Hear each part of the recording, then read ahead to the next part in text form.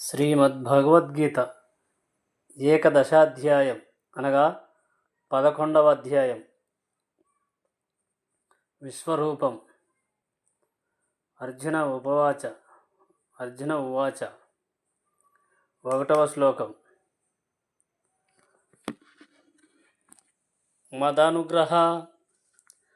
మదానుగ్రహాయ పరమం గుహ్యమధ్యాత్మ సంజ్ఞితం యత్వయోక్తం వచస్తేన మోహోన్యం విఘోతో మం. అర్జునుడు పలికెను, ఈ పరమరహస్యములైన ఆధ్యాత్మిక విషయములను గూర్చి నీవు కరుణచే నాకు చేసిన ఉపదేశముల శ్రవణము ద్వారా ఇప్పుడు నా మోహము తొలగిపోయింది.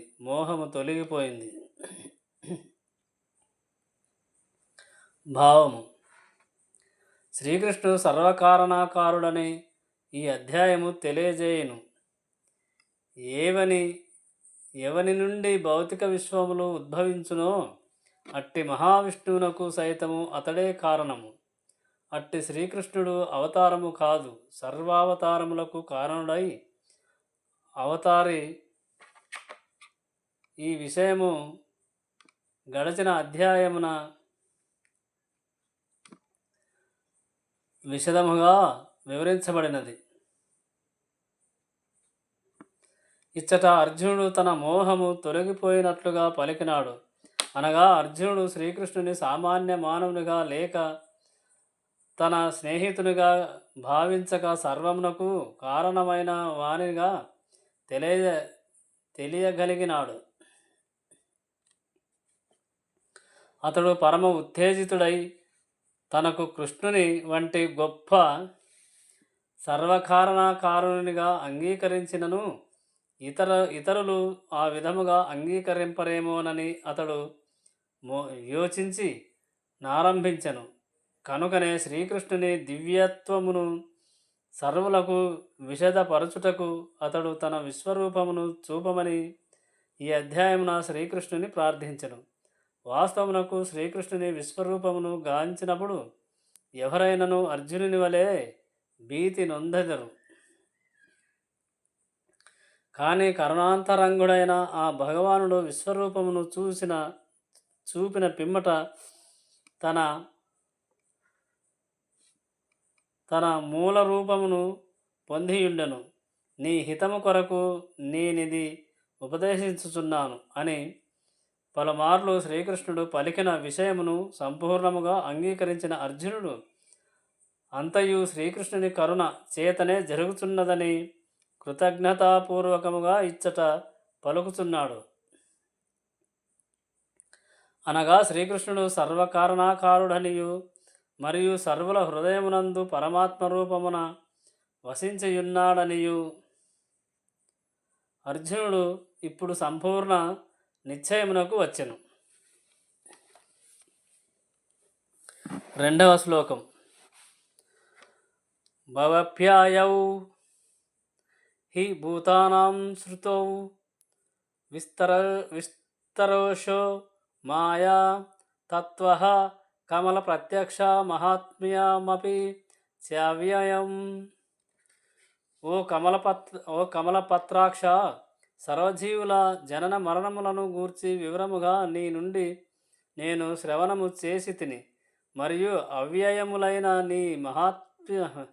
నీ మహాత్మ్యములను కూడా గుర్తించి తిని. భావము. గడచిన 7వ అధ్యాయమున శ్రీకృష్ణుడు తానే సప్తమ భౌతిక జగత్తు యొక్క సృష్టి నాశనములకు కారణమని అహం కృత్స్నస్య జగతః ప్రభవః ప్రళయస్తథా తనతో నిశ్చయముగా పలికియున్నందున అర్జునుడు ఇచ్చట ఆనందోత్సాహముతో అతనిని కమల ప్రత్యక్ష అని కృష్ణుని కన్నులు కమలదళములను పోలియుండును సంబోధించుచున్నాడు. ఈ విషయమును గూర్చి అర్జునుడు శ్రీకృష్ణుని నుండి సవిస్తారముగా శ్రవణము చేసెను. ఆ భగవానుడు సమస్త సృష్టి లయములకు కారణమైనను వాటికి అతీతుడై ఉండుననియు అర్జునుడు ఎరిగియుండెను. శ్రీకృష్ణ భగవానుడు స్వయముగా నవాధ్యాయమున తెలిపినట్లు తాను సర్వవ్యాపకుడైనను సర్వత్రా వ్యక్తిగతముగా నిలిచియుండును. అచింత్యమైన ఆ దివ్య విభూతినే తాను పూర్తిగా అవగాహన చేసుకొనినట్లు అర్జునుడు అంగీకరించుచున్నాడు. 3వ శ్లోకం. ఏవమేత త్యతతత్వమాత్మానం పరమేశ్వర ద్రష్టుమిచ్చామి తే రూపమైశ్వర్యం పురుషోత్తమా. ఓ పురుషోత్తమా, ఓ పరమేశ్వర, నీవు వర్ణించిన రీతిగా నీ యథార్థ రూపమును నేను నా ఎదుట చూడగలిగినను. నీవు ఏ విధముగా ఈ విశ్వమునందు ప్రవేశించితివో నేను గాంచ నభిలంబించుచున్నాను. నీ యొక్క ఆ రూపమును నేను దర్శించగోరుదును. భావము. భౌతిక విశ్వమునందు తాను తన స్వీయ ప్రాతినిధ్యముచే ప్రవేశించియున్న కారణముగా అది సృష్టి నుండి నడుచుతున్నదని శ్రీకృష్ణ భగవానుడు పలికను. తనకు సంబంధించినంత వరకు అర్జునుడు శ్రీకృష్ణుని వచనములచే జ్ఞానవంతుడయ్యను. కానీ శ్రీకృష్ణుడు సామాన్య మానవుడే అని భావించు నవకాశము కలిగిన భావిజనులకు విశ్వాసం కలిగించుట కొరకు అతడు ఆ దేవదేవుని విశ్వరూపమునందు గాంచగోరెను. తద్వారా ఏ విధముగా ఆ భగవానుడు విశ్వరూపమునకు పరుడై ఉన్నను విశ్వకార్యము నొనరించునో అతడు తెలియనెంచెను. అర్జునుడు శ్రీకృష్ణుని పురుషోత్తమ అని సంబోధించుట యందును ప్రాముఖ్యము కలదు. ఏలయనా దేవదేవుడైన శ్రీకృష్ణుడు అర్జునుని అంతరమందును నిలిచి అతని కోరికను ఎరిగియుండెను. స్వీయరూపమునందు గాంచుటచే సంపూర్ణముగా తృప్తిని బడసియున్నందున తనను విశ్వరూపమునందు గాంచవలేనని ప్రత్యేక కోరిక అర్జునునకు ఎట్టిది లేదనియు కేవలము ఇతరులకు నమ్మకమును కలిగించుటకే అతడు విశ్వరూపమును గాంచగోరుచున్నాడనియు శ్రీకృష్ణుడు ఎరిగియుండెను. అనగా నిర్ధారణమును గూర్చి అర్జునుడు ఎట్టి స్వీయకోరికను కలిగియుండలేదు. భవిష్యత్తులో పలువురు తాము భగవానుని అవతారములని పలుకు అవకాశమున్నందున ఆ విషయమున ఒక ప్రమాణమును లేదా గురుతును ఏర్పరచుటకు అర్జునుడు విశ్వరూపమును గాంచగోరెనని శ్రీకృష్ణుడు అవగతము చేసుకొనెను. కనుక తాము అవతారములమని ప్రకటించుకుని వారి విషయమున జనులు జాగురకులై ఉండవలేను. తాను కృష్ణుడునని పలుకువాడు విశ్వరూపమును చూపి తన పలుకు సత్యమని జనులకు నిరూపణ చేయ సంసిద్ధుడై ఉండవలెను. 4వ శ్లోకం. మన్యసే యధి తచ్చఖ్యం మాయా దృష్టమితి ప్రభో యోగేశ్వర తతో మే త్వం దర్శయాత్మనామవ్యయం. హే ప్రభు యోగేశ్వర, నీ విశ్వరూపమును గాంచుటకు నేను సమర్థుడనని నీవు తలచినచో దయతో ఆ అపరిమితమైన విశ్వరూపమును నాకు చూపుము. భావము. భౌతికేంద్రియముల ద్వారా దేవదేవుడైన శ్రీకృష్ణుని దర్శించుట, శ్రవణము చేయుట, అవగాహన చేసుకొనుట లేదా గ్రహించుట సాధ్యము కాదని తెలుపబడినది. కానీ తొలి నుండియే మనుజుడు ప్రేమయుత సేవలో నిమగ్నుడైనచో ఆ భగవానుని గాంచగలుగును. వాస్తవమునకు ఆధ్యాత్మిక స్ఫులింగము మాత్రమే అయిన జీవునకు భగవానుని దర్శనము కానీ అవగాహనము కానీ సాధ్యము కాని విషయము. కనుకనే భక్తుడైన అర్జునుడు తన ఊహాశక్తి లేదా కల్పనాశక్తిపై ఆధారపడక సామాన్య జీవిగా తన పరిమితిని అంగీకరించి శ్రీకృష్ణ భగవానుని అపరి అపరిమేయ స్థితిని కీర్తించుచున్నాడు. పరిమితుడైన జీవునికి అపరిమితుడను మరియు అనంతుడను అయిన భగవంతుని గూర్చి తెలియట సాధ్యము కాదని అర్జునుడు ఎరుగగలిగను. అపరిమితుడైన వాడు తనను తాను వ్యక్తపరచుకున్నప్పుడే అతని కరుణచే అతని అపరిమిత స్వభావమును ఎరుగుట సాధ్యపడగలదు. శ్రీకృష్ణ భగవానుడు ఆ చింత్య శక్తి సంపన్నుడు కనుకనే యోగేశ్వర యను పదము సైతము ప్రాధాన్యమును సంతరించుకున్నది. అనగా అతడు అపరిమితుడైనను తాను కోరినచో అనంతటా తాను వ్యక్తము కాగలడు. కనుకనే అర్జునుడు ఇచ్చట ఆజ్ఞలను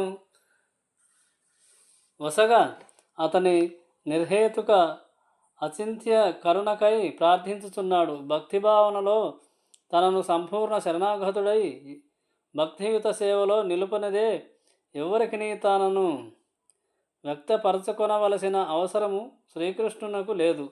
కనుక మానసిక కల్పనా బలముపై ఆధారపడు వారికి శ్రీకృష్ణ భగవాను దర్శించుట సాధ్యము కాదు. 5వ శ్లోకం. శ్రీ భగవాను వాచ పశ్య మే పార్థ రూపాని శతోర్థ సహస్రశః నానావిధాని దివ్యాని నానావర్ణ కృతినిచ. దేవదేవుడైన శ్రీకృష్ణుడు పలికను, ఓ అర్జున, పృథా కుమార, లక్షలాదిగా గల నానా విధములను దివ్యములను పలు వర్ణమయములను అగు రూపములను నా విభూతులను ఇప్పుడు గాంచుము. భావము. అర్జునుడు శ్రీకృష్ణుని అతని విశ్వరూపమునందు గాంచగోరెను. అది ఆధ్యాత్మిక రూపమే అయినప్పటికీ విశ్వసృష్టి కొరకై వ్యక్తమైనందున భౌతిక ప్రకృతి యొక్క తాత్కాలిక కాలమునకు ప్రభావితమై ఇండును. భౌతిక ప్రకృతి వ్యక్తమగుట మరియు అవ్యక్తమగుట జరుగునట్లే శ్రీకృష్ణుని విశ్వరూపము సైతము వ్యక్తమై అవ్యక్తమగుచుండును. అనగా ఆధ్యాత్మిక ఆకాశమునందు అది శ్రీకృష్ణుని ఇతర రూపముల వలె నిత్యము నెలకొని ఉండదు. భక్తుడెన్నడను అట్టి విశ్వరూపమును చూడ కుతూహల పడడు. కానీ అర్జునుడు శ్రీకృష్ణుని ఆ విధముగా చూడగోరినందున ఆ దేవదేవుడు దానిని చూపుచున్నాడు. అట్టి విశ్వరూపమును ధరించుట సామాన్య మానవునకు సాధ్యము కాని విషయం. దానిని గాంచుటకు శ్రీకృష్ణుడే మనుజునకు శక్తి నొసగవలెను. 6వ శ్లోకం. పశ్చాధీత్యాన్ వసూన్ రుద్రానాశిష్యనౌ మరుతస్తదా బహున్యదృష్టి పూర్వాని పశ్చాచార్యాని భరత. ఓ భరత, ఇచ్చట ఆదిత్యులను, వసువులను, రుద్రులను, అశ్వనీ కుమారులను, సమస్త ఇతర దేవతలను గాంచుము. అలాగుననే ఇదివరకెన్నడను ఎవ్వరును కనని వినని పలు అద్భుత విషయములను గాంచుము. భావము. అర్జునుడు శ్రీకృష్ణుని సన్నిహిత స్నేహితుడనైనను మరియు విజ్ఞానులలో అగ్రగణ్యుడైనను ఆ దేవదేవుని గూర్చి ప్రతిదియు నెరుగుట అతనికి సాధ్యము కాదు. ఆ రూపములను, వ్యక్తీకరణలను మానవులు కని విని ఉండలేదని ఇచ్చట తెలుపబడినది. అట్టి అద్భుత రూపములను శ్రీకృష్ణ భగవానుడు ఇప్పుడు వ్యక్తపరచుచున్నాడు. 7వ శ్లోకం.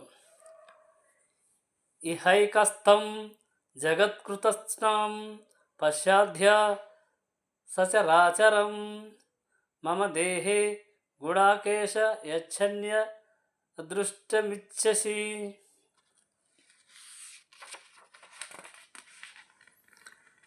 ఓ అర్జున, నీవు చూడగోరు సమస్తమును నా దేహమున ఒక్కమారుగా గాంచుము.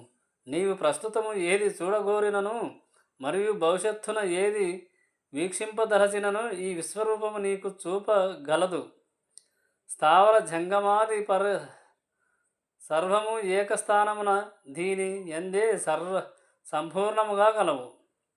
భావము: ఒక్కచోటనే నిలిచి ఎవరును సమస్త విశ్వమును గాంచలేరు. ఎంతటి గొప్ప శాస్త్రజ్ఞుడైనను విశ్వమునందలి ఇతర భాగములలో ఏమి జరుగుతున్నదో గాంచలేడు. కానీ అర్జునుని వంటి భక్తుడు మాత్రం విశ్వములలో గల సర్వమును గాంచగలుగును.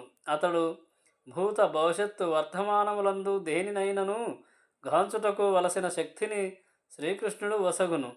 ఆ విధముగా శ్రీకృష్ణుని కరుణ వలనే అర్జునుడు సమస్తమును వీక్షింప సమర్థుడయ్యను.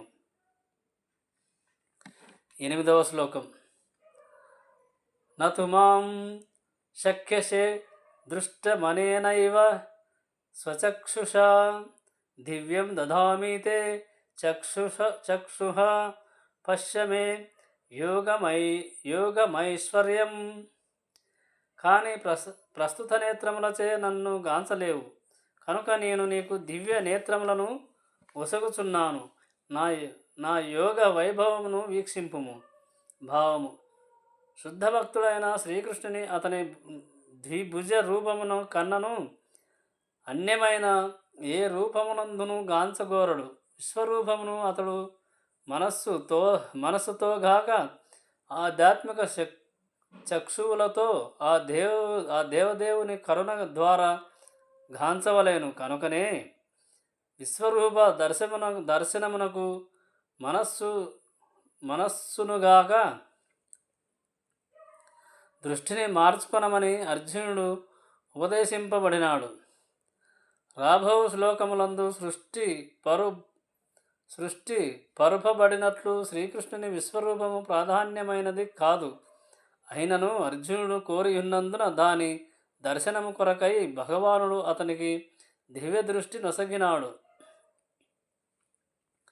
శ్రీకృష్ణునితో దివ్యమైన ప్రేమపూర్వక సంబంధమును చక్కగా నెలకొనిన భక్తులు అతని ప్రేమ లక్షణములతోనే ఆకర్షించగలుగుదురు, కానీ విభూతి ప్రదర్శనచే కాదు.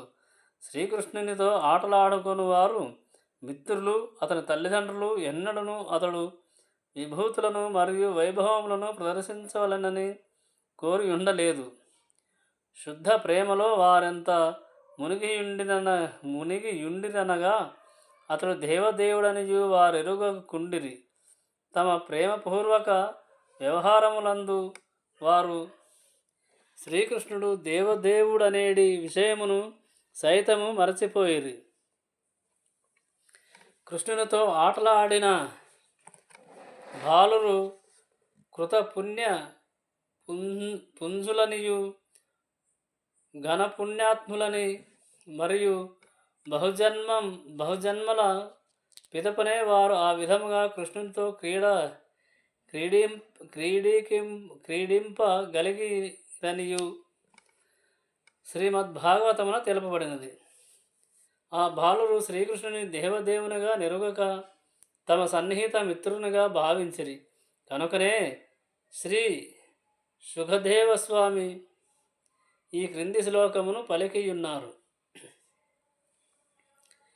ఇత్థం సతాం బ్రహ్మ సుఖానుభూత్యా దాస్యం గతానాం పరదైవ తేన మాయాశ్రితానాం నరధారకేన సాఖం విజృహు కృతపుణ్యపుంజః.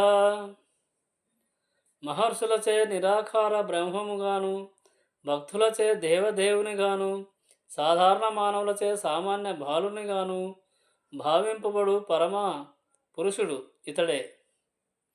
తమ పూర్వజన్మములందు బహు పుణ్య కార్యములను వనరించిన ఈ బాలురు ఇప్పుడు ఆ దేవదేవుడితో క్రీడించుచున్నారు. శ్రీమద్భాగవతము 10, 12, 11 అనగా భక్తులైన వారు భగవానుని విశ్వరూపమును గాంచుట యందు ఇచ్ఛను కలిగి ఉండరు. కానీ శ్రీకృష్ణుడు పలికిన విషయములను ధృవపరచుట కొరకు అర్జునుడు ఆ విశ్వరూపమును గాంచగోరెను. తద్వారా శ్రీకృష్ణుడు సిద్ధాంతరీతిగా లేదా తత్వరీతిగా మాత్రమే గాక వాస్తవముగానే తనను తాను దేవదేవునిగా అర్జునునకు నిరూపించుకొనెనని భవిష్యత్కాలమున జనులు అవగతము చేసుకొనగలరు. పరంపరా విధానమునకు ఆద్యుడైనందున అర్జునకు దీనిని ధృవపరచుట అత్యంత అవసరము. దేవదేవుడైన శ్రీకృష్ణుని అవగతము చేసుకొనుట యందు అభిరుచిని కలిగిన వారు మరియు అర్జునుని అడుగుజాడల అనుసరించువారు శ్రీకృష్ణుడు సిద్ధాంతరీతిగానే గాక వాస్తవముగానే తనను దేవదేవునిగా వ్యక్తపరచుకొనినని అవగతము చేసుకొనవలెను. విశ్వరూపమును గాంచుటకు అర్జునునకు భగవానుడు అవసరమైన శక్తిని వసంగెను. ఇదివరకే వివరించబడినట్లు అర్జునుడు దానిని ప్రత్యేకముగా చూడగోరి ఉండలేదని అతడు ఎరిగియుండుటయే అందులకు కారణము.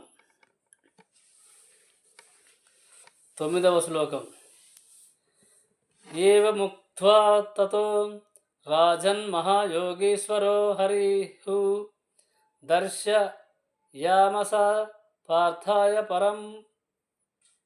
పరమం రూపమైశ్వర్యం. సంజయుడు పలికెను, ఓ రాజా, యోగీశ్వరుడైన శ్రీకృష్ణ భగవానుడు ఆ విధముగా పలికిన తదుపరి తన విశ్వరూపమును అర్జునునకు చూపెను.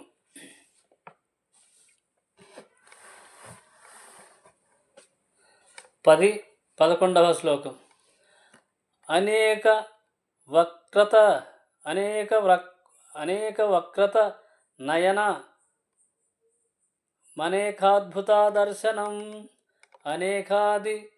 అనేకాదివ్యభరణం దివ్యానుకోధ్య తాయుధం. ఇది 10వ శ్లోకం. 11వది. దివ్యమాల్యాభురధరం దివ్యగంధాను లేపనం సర్వచ్చర్యమయం దేవమంతనం విశ్వతోముఖం. అర్జునుడు ఆ విశ్వరూపమును అనంత సంఖ్యలలో ముఖములను నేత్రములను అద్భుత దృశ్యములను గాంచెను. ఆ రూపము పలు దివ్య భరణములచే అలంకృతమై ఎత్తబడి ఉన్న పలు దివ్యాయుధములను కలిగి ఉండెను. అతడు దివ్య పూమాలలను మరియు వస్త్రములను దాల్చియుండెను. పలు దివ్య సుగంధములు అతని దేహమునకు అలదబడి ఉండెను. అంతయు ఆశ్చర్యముగను ప్రకాశమానముగను అనంతముగను సర్వవ్యాపకముగను ఉండెను. భావము. అర్జునుడు గాంచుచున్న హస్తములు, ముఖములు, పాదములు, ఇతర రూపములు సంఖ్యకు పరిమితి లేదనేది విషయమును ఈ 2 శ్లోకములలో పలుమార్లు వాడబడిన అనేక యను పదము సూచించుచున్నది. విశ్వమంతటిని వ్యాపించియున్న ఆ రూపములను అర్జునుడు శ్రీకృష్ణ భగవానుని కరుణచే ఒకే స్థలమున నిలిచి గాంచగలిగెను. శ్రీకృష్ణ భగవానుని అచింత్య శక్తియే దానికి కారణం. 12వ శ్లోకం. దివి సూర్య సహస్రస్య భవేద్య గపదుద్ధిత యధిబాహ సదృశీసస్య ధ్వసస్తస్య మహాత్మనః. లక్షలాది సూర్యులు ఒక్కమారు ఆకాశమున ఉదయించినచో వాటి కాంతి విశ్వరూపమునందలి పరమ పురుషుని తేజస్సును పోలగలదు. భావం. అర్జునుడు గాంచిన విషయము వర్ణనాతీతమైనది. అయినను సంజయుడు ఆ అద్భుతము యొక్క మనోచిత్రను ధృతరాష్ట్రునకు తెలుప యత్నించుచున్నాడు. సంజయుడు గాని ధృతరాష్ట్రుడు గాని యుద్ధరంగమున లేకున్నను వ్యాసుని అనుగ్రహముచే సంజయుడు జరిగినదంతయు యథాతథముగా గాంచగలిగను. కనుకనే అతడు అచ్చటి పరిస్థితిని సాధ్యమైనంత వరకు అవగతమగునట్లు వేలాది సూర్యులు ఉదయించుట వంటి ఊహాత్మక భావములతో పోల్చుచున్నాడు. 13వ శ్లోకం. తత్రైకస్తం జగత్ కృత్స్నం ప్రవిభక్తమనేకదా అపశ్యద్దేవ దేవస్య శరీరే పాండవస్తథా. ఆ సమయమున అర్జునుడు బహువేల సంఖ్యలలో విభజించబడి ఉన్నను ఒకే చోట నిలిచి ఉన్న విశ్వము యొక్క అనంత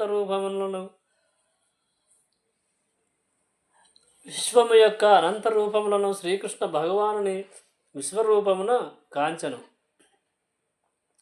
ఈ శ్లోకమున తత్ర యను పదము మిక్కిలి ప్రధానమైనది. అర్జునుడు విశ్వరూపమును గాంచినప్పుడు అతడు మరియు శ్రీకృష్ణుడు ఇరువురను రథముపైననే ఆసీనులై ఉండిరని ఆ పదము సూచించుతున్నది. శ్రీకృష్ణ భగవానుడు అర్జునుకొక్కనికే దివ్య దృష్టిని వసగి ఉన్నందున అతడు తప్ప యుద్ధరంగమున వేరెవ్వరను ఆ విశ్వరూపమును గాంచలేగుండిరి. శ్రీకృష్ణుని దేహమునందు అర్జునుడు వేలాది లోకములను గాంచెను. లోకములు మరియు విశ్వములు పలు గలవనియు వానిలో కొన్ని మట్టిచే, కొన్ని బంగారముచే, కొన్ని రత్నములచే చేయబడినవనియు, వానిలో కొన్ని అతిపెద్దవనియు మరికొన్ని చిన్నవనియు వేద వాజ్మయము ద్వారా మనకు విశదమగుచున్నది. కేవలము రథముపై కూర్చుండి అర్జునుడు వినినన్నింటినీ గాంచగలిగను. కానీ శ్రీకృష్ణార్జునుల నడుమ ఏమి జరుగుచున్నదో వేరెవ్వరును ఎరుగజాలకుండిరి. 14వ శ్లోకం. తతః స విస్మయనిష్టో పృష్టరోమా ధనంజయః ప్రణమ్య శిరసా దేవం కృతాంజలిరభాషత. అంతటా సంభ్రమయమునకు గురి అయిన వాడును, ఆశ్చర్యచకితుడైన వాడును, రోమాంచితుడైన వాడును అగు అర్జునుడు శిరమును వంచి నమస్కరించుచు అంజలిబుద్ధుడై దేవదేవుని ప్రార్థింపదొడగెను. దివ్య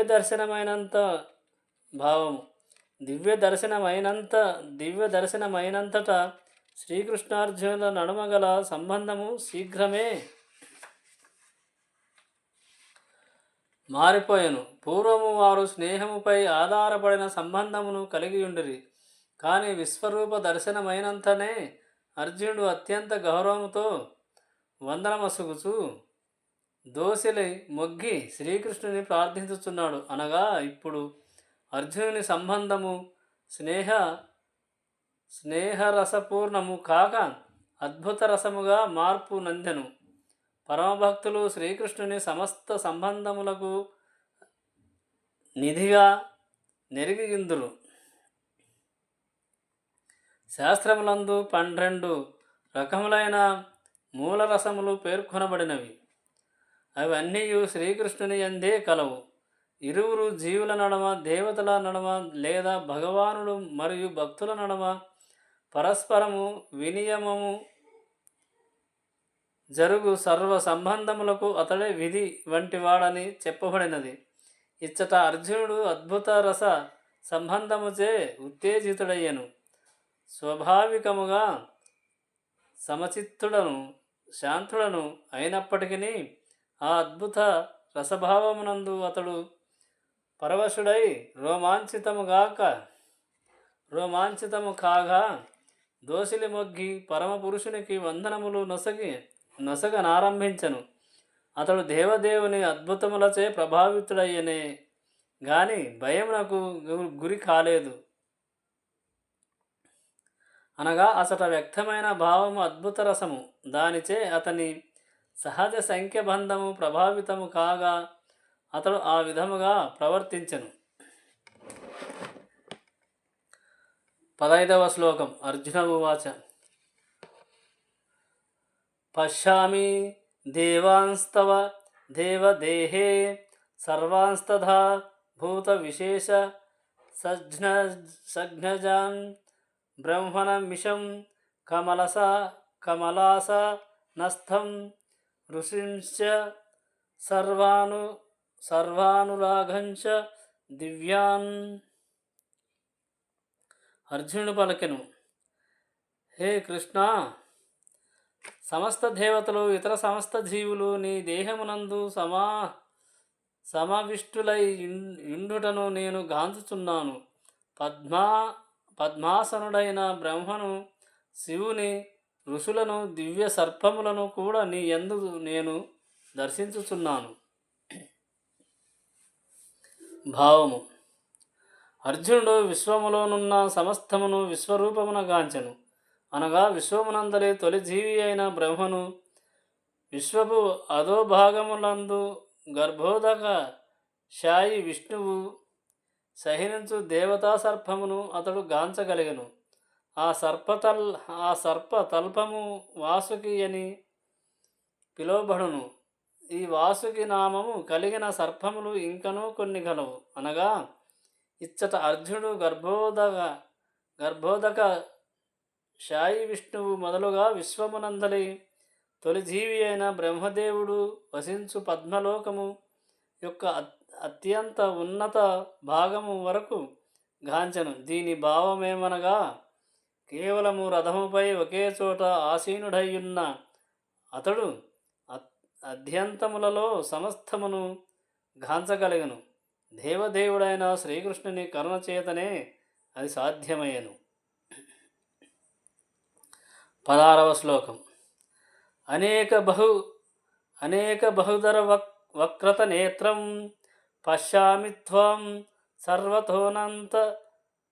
సర్వతోనంతరూపం నానంత మధ్యం నా పునస్తవాధిం పశ్యామి విశ్వేశ్వర విశ్వరూప.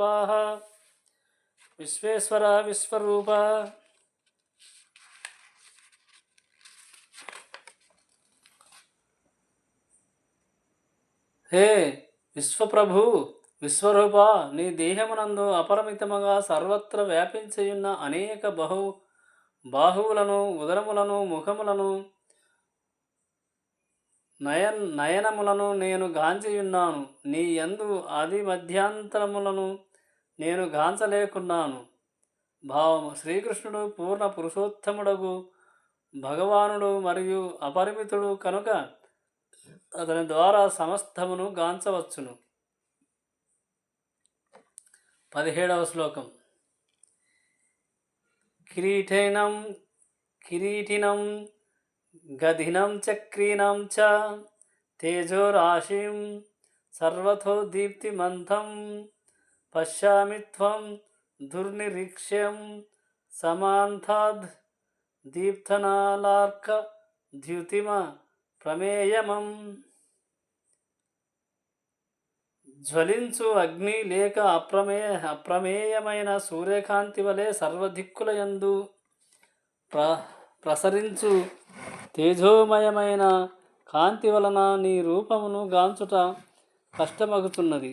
అయినను పెక్కు కిరీటములు, గదలు, చక్రములచే అలంకరింపబడిన నీ ఉజ్వల రూపమును సర్వత్రా నేను గాంచుచున్నాను.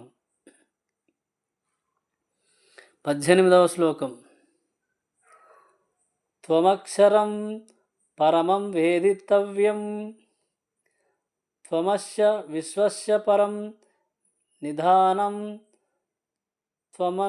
త్వమవ్యయః శాశ్వత ధర్మగోప్తా సనాతనస్తవ్యం పురుషో మతో మే. దివ్యమైన అధ్యేయము నీవే. విశ్వమంతటికి పరమాధారము నీవే. అవ్యయుడవు మరియు సనాతనుడవు నీవే. నీవే శాశ్వత ధర్మమును రక్షించు దేవదేవుడవు. ఇదియే నా అభిప్రాయము. 19వ శ్లోకం. అనాది మధ్యంత మనంత వీర్యం అనంత బాహుం శశిసూర్యనేత్రం. దోషులమొగ్గి అర్జునుడు దేవతా సమూహములన్నీయును నిన్ను శరణు వేడి నీ యందు ప్రవేశించుచున్నవి. వారిలో కొందరు మిగుల భయావిహ్యులై దోషులమొగ్గి ప్రార్థనలను గావించుచున్నారు. మహర్షులు సిద్ధ సమూహములు శాంతి శాంతి అని పలుకుచూ వేద మంత్రములచే నిన్ను స్తుతించుచున్నారు. భావము. సర్వలోకముల యందలి దేవతలు అద్భుతమైన విశ్వరూపముచే మరియు దాని దేదీప్యమాన తేజముచే భయము నొంది తమ రక్షణ నిమిత్తమై ప్రార్థనలు కావించిరి.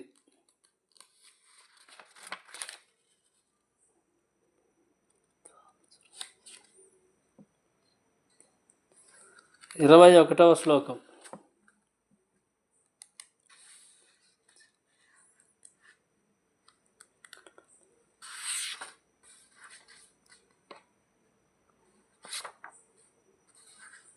అమిత్వాం సురసజ్జా విశంతి కేచిద్వితాః ప్రాంజలయో గృహింతి స్వేస్త్యుక్త్వా మహర్షిసిద్ధిస్నా సువంతిత్వం స్తుత్యుతిభిః.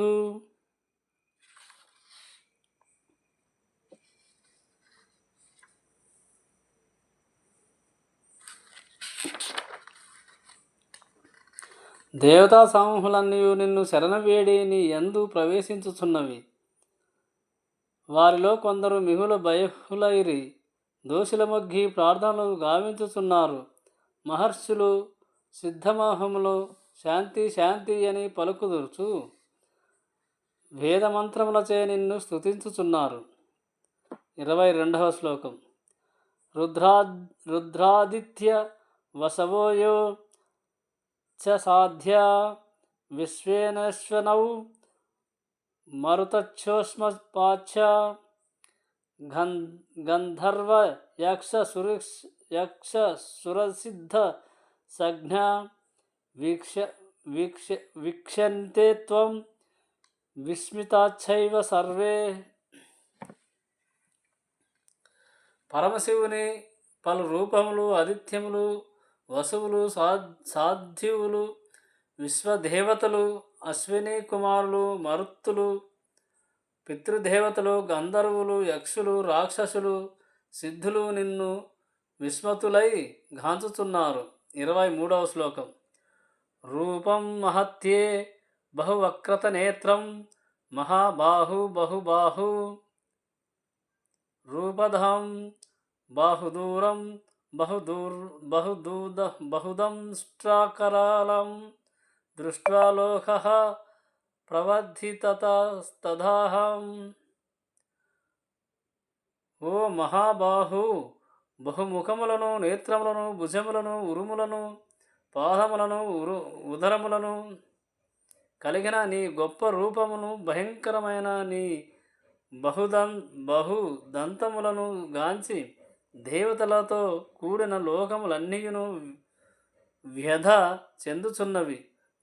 వాని వలనే నేనును కలత చెందుచున్నాను. 24వ శ్లోకం.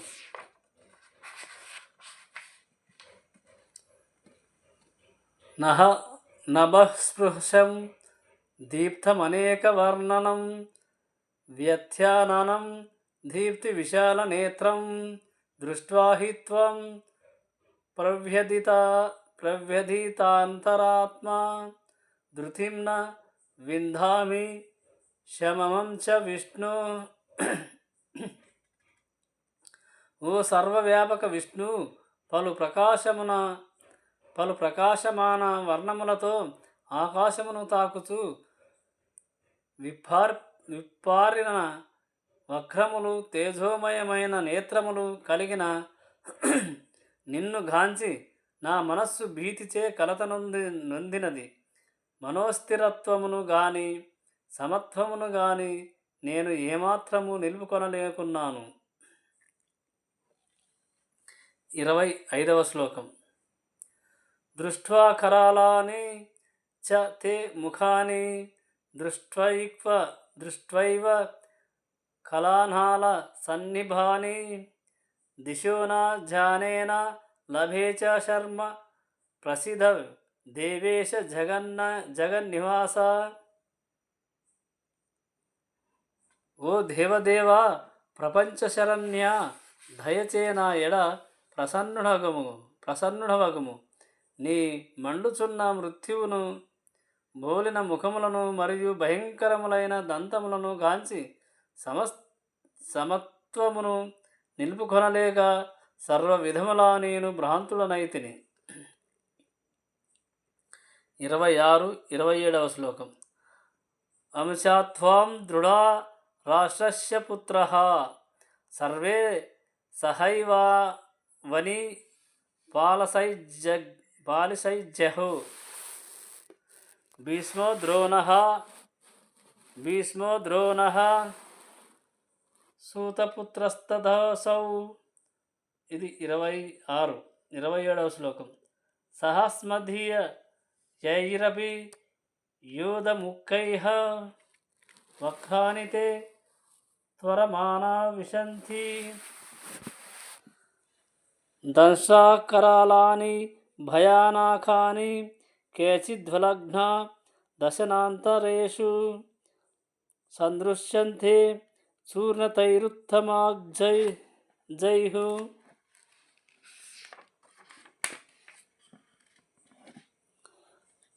తమ పక్షపు రాజులందరితో సహా ధృతరాష్ట్ర తనయులు భీష్ముడు, ద్రోణుడు, కర్ణుడు మరియు మా పక్షువు యోధ ముఖ్యులు కూడా వేగముగా నీ భయంకరమైన నోళ్ళ యందు ప్రవేశించుచున్నారు.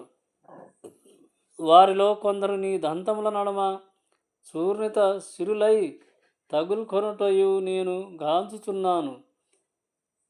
భావము. అర్జునుడు చూడగోరు విషయములను తాను చూపెదనని శ్రీకృష్ణ భగవానుడు పూర్వమొక శ్లోకమున వాగ్దానము చేసియున్నాడు. ఇప్పుడు అర్జునుడు తన విరోధి సేనా నాయకులను, భీష్ముడు, ద్రోణుడు, కర్ణుడు, ధృతరాష్ట్రుని తనయులు, వారి సేనలను మరియు తన స్వంత సేనలను నశించుచున్న వానిగా గాంచెను. అనగా కురుక్షేత్ర రణరంగమునందు సమకూడిన వారిలో దాదాపు సర్వులు మరణించిన పిమ్మట అర్జునుడు విజయమును సాధించు ననుటకు ఇది ఒక సూచనయై ఉన్నది. అజేయుడైన భీష్ముడు సైతం నశించిపోవునని ఇచ్చట తెలుపబడినది. అట్లే కర్ణుడును మరణించగలడు. విరోధి సైన్యం నందలి భీష్ముని వంటి గొప్ప యోధులేగాక అర్జునుని వైపున గల మహాయోధులు సైతం కొందరు నశింపగలరని తెలుపబడినది. 28వ శ్లోకం. యథా నదీనాం బాహోనంభు వేగాః సముద్రమేవాభిముఖా ద్రవంతి తదా తవామి నరలోక వీరా విశంతి వక్రతాన్యాభిజ్వలంతి. నదీ ప్రవాహములు సముద్రమునందు ప్రవేశించు రీతి ఈ మహాయోధులందరూ నీ నోళ్ళ యందు ప్రవేశించి మండిపోచున్నారు. 29వ శ్లోకం. యథా ప్రదీప్తం జ్వలనం పతజ్గా విశంతి నాశయా సమృద్ధి వేగాః తథైన నాశయా విశంతి లోకాస్ తవాపి వక్తరాని సమృద్ధ వేగాః. జ్వలించు అగ్నియందు నాశనము కొరకై సులభములు ప్రవేశించు రీతి జనులందరూ అత్యంత వేగముగా నీ వక్రతములందు ప్రవేశించుచున్నట్లు నేను గాంచుచున్నాను. 30వ శ్లోకం. లేలిహ్యసే గ్రసమానః సమాంతాల్ లోకాన్ సమగ్రాన్ వదనైర్జ్వలద్భిః తేజోభిరాపూర్వ జగత్సమగ్రం బాస్తస్తవోగ్రాః ప్రతపంతి విష్ణో. ఓ విష్ణు, నీవు సమస్త జనులను నీ మండుచున్న నోళ్ల ద్వారా అన్ని వైపులా నుండి మృంగివేయుచున్నట్లు నేను గాంచుచున్నాను. విశ్వమంతటిని నీ తేజస్సుతో ఆవరించి భయంకరములను మరియు తాపకారములను అగు కిరణములచే నీవు వ్యక్తమగుచున్నావు. 31వ శ్లోకం. అఖ్యాహిమే కో భవానుగ్రహ రూపో నమోనస్తుతే దేవవర ప్రసీద విఘ్నాతు మిచ్ఛామి భవంతమధ్యం నహి ప్రజానామి తవ ప్రవృత్తిం. ఓ దేవవర, భయంకర రూపంతోనూ నున్న నీవెవరవో నాకు దయతో తెలియజేయుము. నీకు వందనములు నర్పించెదను. నా ఎడ ప్రసన్నుడవగుము. నీవు ఆదిదేవుడవు. నీ కార్యమును ఎరుగలేకున్నందున నిన్ను గూర్చి నేను తెలుసుకొనగోరుచున్నాను. 32వ శ్లోకం. శ్రీ భగవానువాచ. కాలోనస్మి లోకకక్షయకృత్ ప్రవృద్ధో లోకాన్ సమాహర్తుమిహ ప్రవృత్తః ఋతేన్పి త్వం న భవిష్యంతి సర్వే యోనవస్థితాః ప్రత్యనికేషు యోధాః. దేవదేవుడైన శ్రీకృష్ణ భగవానుడు పలికెను. నేను ఘనమైన లోక వినాశకర కాలమును జనులందరినీ నశింపజేయుటకే నేను ఇచ్చటకు అరుదించితిని. నీవు పాండవులు తప్ప ఇచ్చటనున్న ఇరుపక్షాల యోధులందరూ చంపబడునున్నారు. భావము. శ్రీకృష్ణుడు దేవదేవుడని తనకు స్నేహితుడని తెలిసినను అతడు వివిధ రూప దర్శనచే అర్జునుడు విభ్రాంతుడయ్యను. కనుకనే అతడు ఆ వినాశకర శక్తి యొక్క వాస్తవ ప్రయోజనమును గూర్చి మరలా అడిగను. పరమ సత్యము సమస్తమును చివరికి బ్రాహ్మణులను కూడా నశింపజేయునని వేదములందు తెలుపబడినది. కఠోపనిషత్తు 1:2:25 నందు ఈ క్రింది విధముగా తెలుపబడినది. యస్య బ్రహ్మచ క్షత్రం చ ఉభే భవత ఓదనః మృత్యుర్యస్యోపసేచనం క ఇత్థా వేద యత్ర సహ. అనగా అంత్యమున బ్రాహ్మణులు, క్షత్రియులు మరియు ప్రతి ఒక్కరూ దేవదేవునిచే ఆహారము వలె మృంగివేయబడుదురు. దేవదేవుని ప్రస్తుత రూపము సర్వమును హరించునటువంటిది. ఈ విధముగా శ్రీకృష్ణుడు తనను సర్వమును హరించు కాలముగా ప్రదర్శించుచున్నాడు. పాండవులు తప్ప అచ్చట యుద్ధరంగమునందు నిలిచిన సర్వులను అతనిచే మింగవేయబడునున్నారు. అర్జునుడు యుద్ధమును నేడ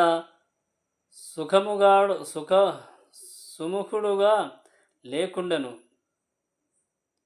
యుద్ధము చేయకుండుటే ఉత్తమమనియు తద్వారా ఎట్టి నిరాశ లేదా వినాశనము సంభవింపదనియు అతడు గావించెను. దానికి సమాధానముగా భగవానుడు అతడు యుద్ధము చేయకుండాను ప్రతి ఒక్కరూ నశించియే తీరుదురని పలికెను. తన సంకల్పమే దానికి కారణమై ఉన్నది. అనగా అర్జునుడు యుద్ధమును ఆపివేసినచో వారు వేరు విధముగా మరణింపగలరు. అర్జునుడు యుద్ధము చేయకుండాను వారి మరణము ఏ విధముగాను నిరోధింపబడబోదు. నిజమునకు వారు ఇదివరకే మరణించియున్నారు. కాలము వినాశరూపము. భగవానుని సంకల్పముచే అట్టి కాలమున సమస్త సృష్టి నశించిపోగలదు. అది ఏ ప్రకృతి నియమం. 33వ శ్లోకం.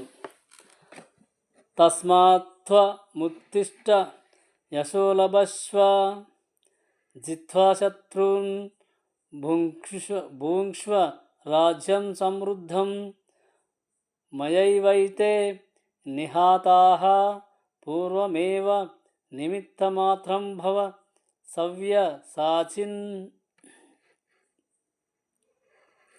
అందుచే లెమ్ము, యుద్ధ సన్నద్ధుడవై కీర్తిని గడింపుము.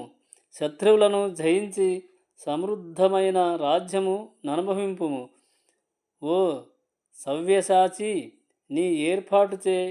నా ఏర్పాటుచే వారందరూ ఇదివరకే మరణించియున్నందున ఈ యుద్ధమున నీవు కేవలము నిమ్మిత మాత్రుడవగుము. భావము. సవ్యసాచి యను పదము యుద్ధరంగమున అతి నిపుణతతో బాణప్రయోగము చేయగల వానిని సూచించును. ఆ విధముగా అర్జునుడు శత్రు సంహారము కొరకు బాణప్రయోగమును చేయగల సమర్థుడైన యోధుడని సంబోధింపబడెను. ఈ శ్లోకమున నిమిత్తమాత్రం అను పదము మిక్కిలి ప్రధానమైనది. జగత్తంతయు శ్రీకృష్ణ భగవానుని సంకల్పము.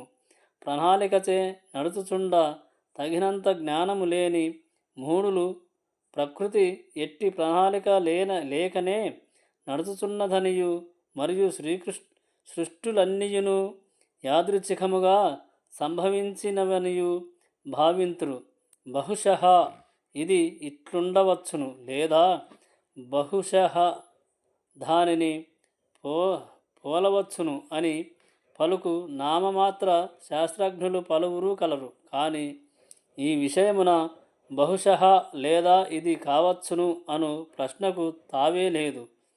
అనగా ఈ భౌతిక జగత్తు సృష్టి వెనుక ప్రత్యేకమైన ప్రణాళిక ఒకటి కలదు. ఆ ప్రణాళిక ఏమిటి? ఈ భౌతిక సృష్టి బద్ధజీవులు భగవద్ధామమును తిరిగి చేరుటకు ఒక అవకాశమై ఉన్నది. భౌతిక ప్రకృతిపై ఆధిపత్యము చెలాయించు భావం ఉన్నంత వరకు జీవులు బద్ధులై ఉందురు. కానీ ఎవరైనను శ్రీకృష్ణ భగవానుని సంకల్పము నెరిగి కృష్ణ భక్తిని అలవరుచుకొనినచో అత్యంత బుద్ధి కుశలురు కాగలరు. విశ్వము యొక్క సృష్టి లయములు ఆ భగవానుని పరమ నిర్దేశమునందు జరుగుచుండును. గనుక కురుక్షేత్రమందలి యుద్ధము కూడా అతని సంకల్పము పైననే ఏర్పాటు చేయబడినది. కనుకనే అర్జునుడు యుద్ధము చేయ నిరాకరించినప్పుడు దేవదేవుని కోరికను అనుసరించి యుద్ధము చేయునని బోధింపబడినాడు. అప్పుడే అతడు ఆనందభాగుడు కాగలడు. అనగా శ్రీకృష్ణ భక్తి రసభావనలో సంపూర్ణముగా నిమగ్నుడై జీవితమును ఆ భగవానుని దివ్య సేవకే అంకితము చేసినవాడు సంపూర్ణుడు కాగలడు. 34వ శ్లోకం. ద్రోణం చ భీష్మ చ జయద్రథదం చ కర్ణం తదాన్యానపి యూధవీరాన్ మాయా హతంత్వస్త్వ జహీమవ్యదిష్ట యుధ్యస్వ జేతాసి రనే సపత్నానాం ద్రోణుడు, భీష్ముడు, జయద్రథుడు, కర్ణుడు, ఇతర మహాయోధులందరూ నాచే ఇదివరకే చంపబడిరి. కావున నీవు వారిని సంహరింపుము. ఏమాత్రము వ్యధనొందక కేవలము యుద్ధము నొనరింపుము. నీవు తప్పక నీ శత్రువులను రణమున నశింపజేయగలవు. భావము: ప్రతి ప్రణాళికయు దేవదేవుని చేతనే నిర్వహింపబడుచుండును. కానీ భక్తుల ఎడ పరమ కరుణామయుడైన అతడు తన కోరికననుసరించి స్వీయ ప్రణాళికలను అమలుపరచు భక్తులకు కార్య సాఫల్య ప్రతిష్టను వనగు